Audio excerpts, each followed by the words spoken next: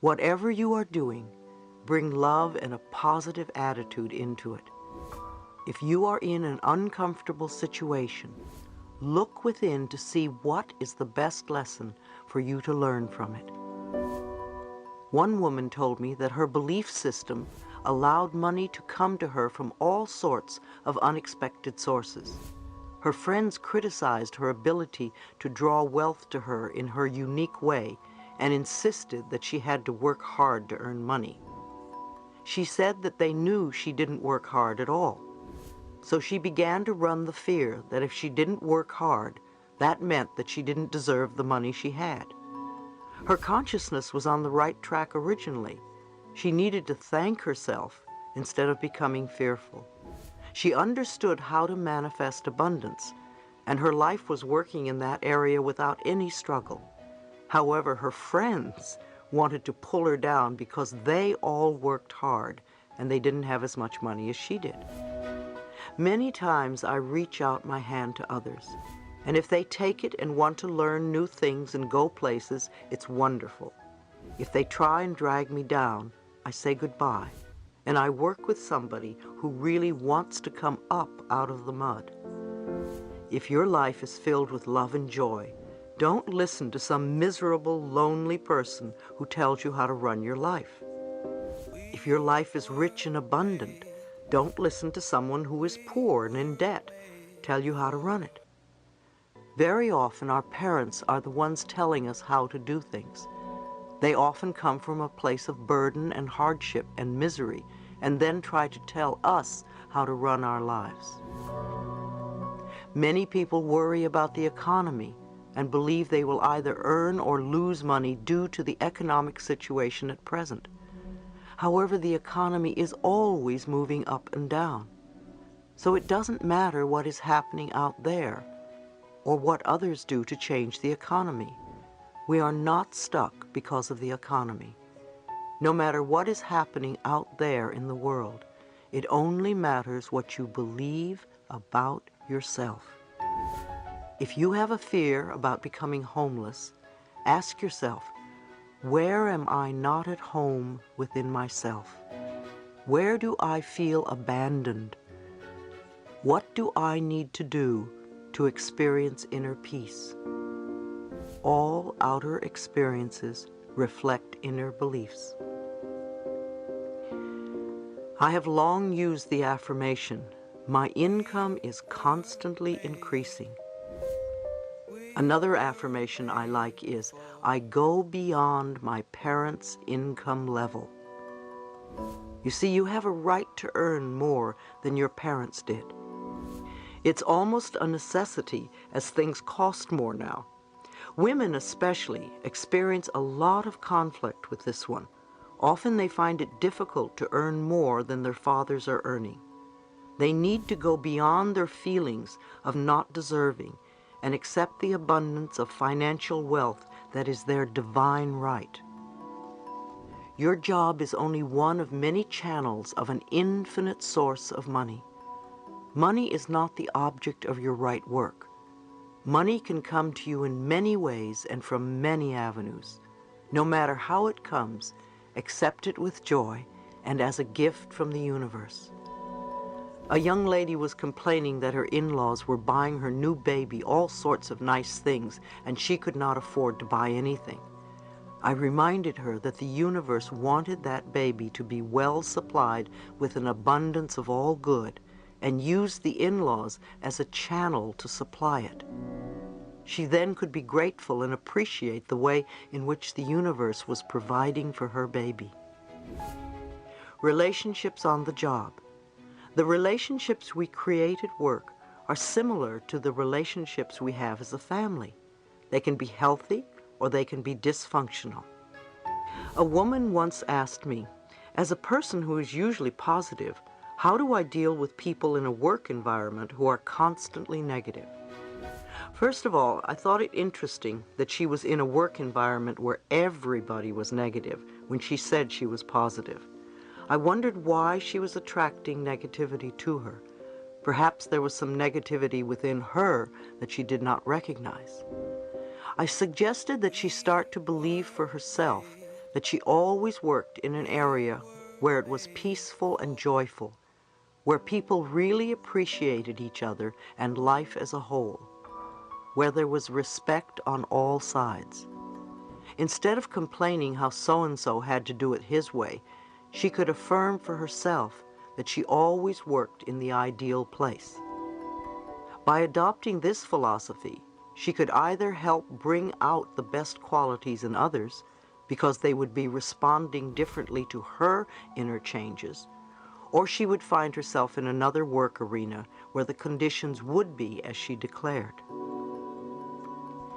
A man once told me that when he started his job, he had all these incredible instincts and his job was wonderful and sailed along smoothly. He was precise, direct, and satisfied. Suddenly, he began to make mistakes every day, and I asked him what he was frightened of. Could it be an old childhood fear that was surfacing? Was there someone at work with whom he was angry, or was he trying to get even with somebody? Did that person remind him of one of his parents? Had this happened in other jobs? It seemed to me that he was creating some chaos at work because of an old belief system. He recognized that it was an old family pattern where he was ridiculed every time he made a mistake. I suggested that he forgive his family and affirm that he now has wonderful, harmonious relationships at work where people totally respect him and appreciate everything he does. When you think of your coworkers, don't think, oh, they're so negative. Everybody has every quality in them, so respond to the good qualities that are in them and respect their peacefulness instead. When you can focus on these qualities, they will rise to the surface. If others are constantly saying negative things, don't pay attention. You want to change your consciousness. Since they are reflecting something negative within you, when your consciousness really changes, negative people won't be around very much. Even if you feel frustrated, start affirming what you want to have in your workspace. Then accept it with joy and thanksgiving. One woman had an opportunity at work to do what she loved and to grow from the experience. However, she would constantly get sick and sabotage herself. She recalled that when she was a child, she was always getting sick because it was her way of getting love and affection. So she kept recreating the pattern of getting sick as an adult. What she needed to learn was how to get love and affection in a more positive way. When anything went wrong at work, she went right back to being the 5-year-old girl. So when she began to take care of her little inner child, she also learned to feel safe and to accept her power. Competition and comparison are two major stumbling blocks to your creativity. Your uniqueness sets you apart from all others. There has never been another person like you since time began. So what is there to compare or compete with? Comparison either makes you feel superior or inferior, which are expressions of your ego, your limited mind thinking. If you are going to compare to make yourself feel a little bit better, then you are saying somebody else isn't good enough. If you put others down, you may think you will raise yourself up. What you really do is put yourself in a position to be criticized by others. We all do this on some level, and it's good when we can transcend it. Becoming enlightened is to go within and shine the light upon yourself so that you can dissolve whatever darkness is in there. I want to say again that everything changes, and what was perfect for you once may not be anymore. In order for you to keep changing and growing, you keep going within and listening for that which is right for you in the here and now. Changing the way we do business. For the past several years, I've owned my own business. My motto has been that we open the mail and answer the phone and handle what is in front of us, and there is always plenty to do.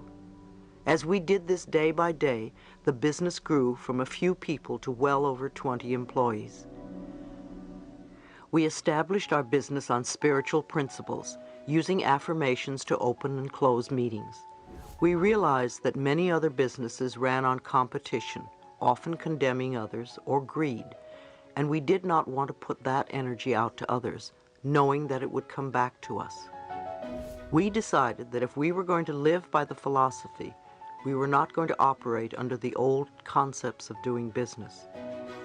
If problems arose, we would spend time affirming what we wanted to change. We also had a soundproof screaming room where employees could let off steam without being heard or judged. It was also a place where they could meditate or relax, and we supplied it with plenty of tapes for people to listen to. It became a safe haven in times of difficulty. I remember a time when we were having many problems with our computer system, and every day something would break down. Because I believe machines reflect our consciousness, I realized that many of us were sending negative energy to the computers, and we were expecting them to constantly break down.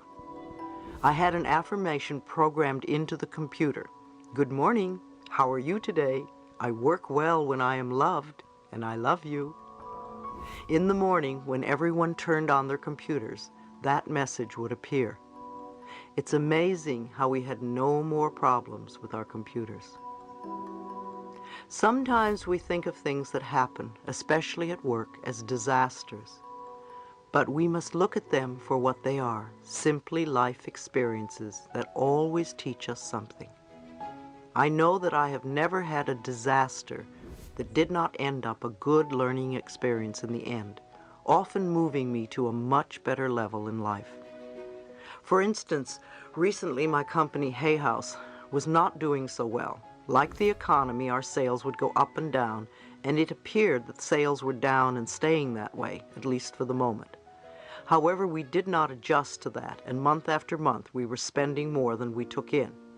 Anyone who has owned a business knows that that is not the way to do it. Eventually it looked as if I would lose my business if I didn't take some drastic measures. Those drastic measures included letting go of over half my staff. You can imagine how difficult it was for me to do that.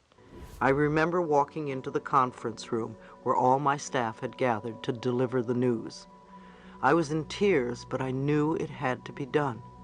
As difficult as it was for all of us, I also trusted that my much-loved employees would soon find new and better jobs, and almost all of them have. Some of them have even started their own businesses and are very successful. At the darkest time, I kept knowing and affirming that this experience would turn out to be for the highest good of all concerned. Of course, everyone else assumed the worst. Rumors were flying that Hay House was belly up, not just within the people I knew, but all over the country. Our sales staff were surprised that so many business people even knew about our company, let alone its financial condition. I have to admit that we took great joy in proving these forecasts wrong. By tightening our belts tremendously, we didn't go belly up. With our smaller staff, and each of us determined to make it work, we've come through it very well. But most importantly, we have learned a lot. In the meantime, Hay House is now doing better than ever. My staff is enjoying their work, and I am enjoying my staff. Even though we are all working harder, the interesting thing is that no one feels that they have too much work to do. We are even getting more books out than we ever had, and are attracting much more prosperity in all areas of our lives. I believe that everything does work out for the best in the end, but sometimes it is hard to see that while you are going through the experience. Think of a negative experience that may have happened to you in your work or in your past in general. Perhaps you were fired, or maybe your spouse left you. Now go beyond it and take a look at the big picture. Didn't many good things happen as a result of that experience? I've heard so many times, yes, that was a horrible thing that happened to me, but if it hadn't, I would never have met so-and-so, or start my own business, or admit that I had an addiction, or learn to love myself.